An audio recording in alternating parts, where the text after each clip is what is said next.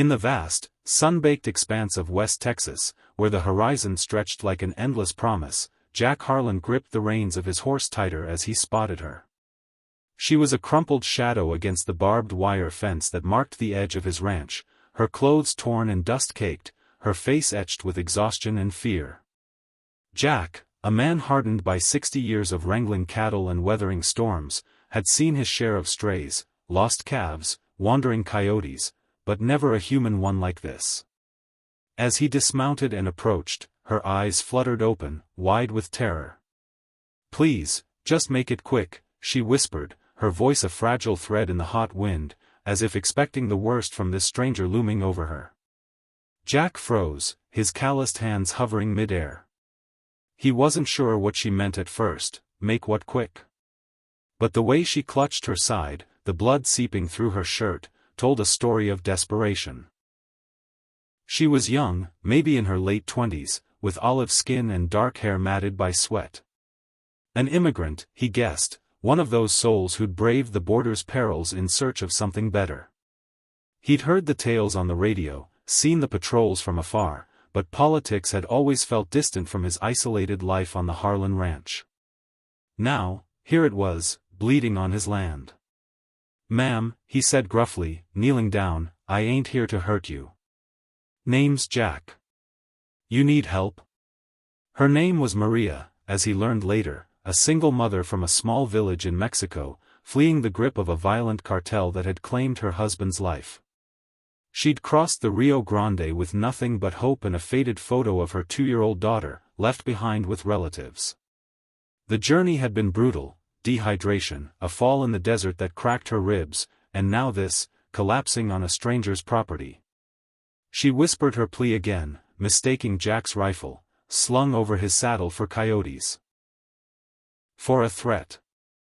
In her world, mercy was rare, and endings were swift. But Jack, whose own life had been a series of quiet losses, his wife to cancer 5 years back, his son to the lure of city lights, felt a stir in his chest. Kindness wasn't something he advertised, it was buried under layers of solitude. Yet, in that moment, he made a choice. Instead of calling the authorities, who might deport her or worse, he scooped her up gently and carried her to his truck. The drive to the ranch house was silent, save for Maria's labored breaths. Jack's mind raced.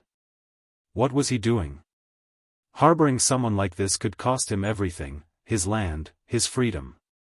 The border was a powder keg, and folks in town whispered about invasions over coffee at the diner. He was no hero, just a rancher scraping by on cattle sales and memories. But as he glanced at her in the rearview mirror, he saw not an intruder, but a mirror of his own vulnerabilities. Hadn't he whispered similar pleas in the dark after burying his wife? Please, God, just make the pain quick. Selflessness wasn't in his nature, or so he'd thought, but humanity has a way of sneaking up when you least expect it. Inside the modest ranch house, Jack tended to her wounds with supplies from his vet kit, cleaning the gash, wrapping her ribs, offering water and a bowl of reheated chili. Maria eyed him warily at first, her body tense like a coiled spring. "Why?" she asked in broken English, her voice gaining strength. "You could turn me in. Get reward." Jack shrugged, sitting in his worn armchair. "Ain't about rewards.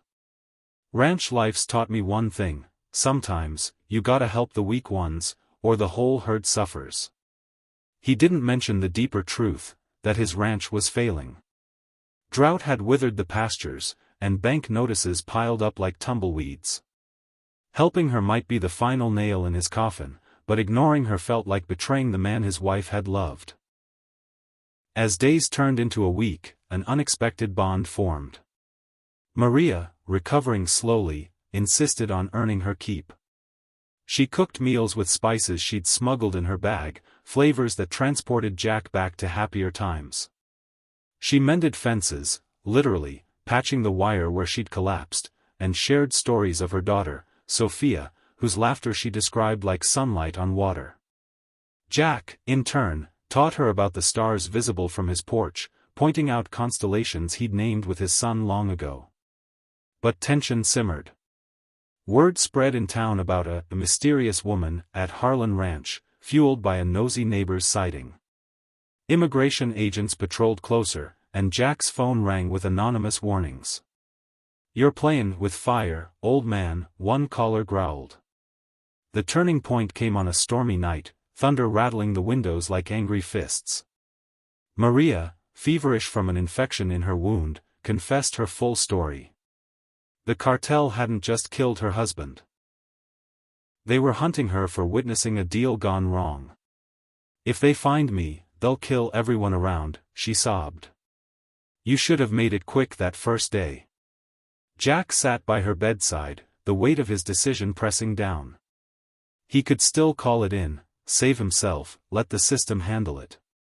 But as lightning illuminated her tear-streaked face, he realized this wasn't just about her. It was about reclaiming his own humanity, lost in years of isolation. "No," he said firmly. "We're in this now." The emotional climax unfolded the next morning.